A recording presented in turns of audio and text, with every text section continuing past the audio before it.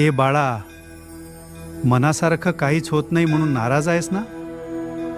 इतकी प्रार्थना केलीस, इतका विश्वास ठेवला, पण तरीही गोष्टी तुझ्या मनासारख्या घडल्या नाहीत.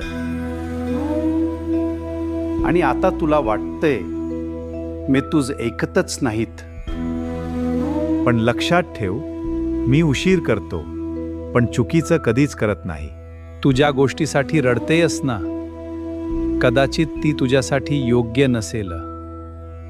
म्हणून मी तुला थांबवत आहे.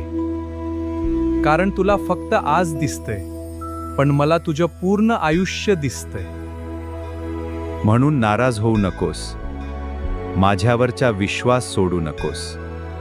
आज वेळ कठीण आहे, पण कायमची नाही. ज्या दिवशी सगळं ठीक होईल ना, त्या दिवशी तुलाच समजेल की मी तुला एकटं कधी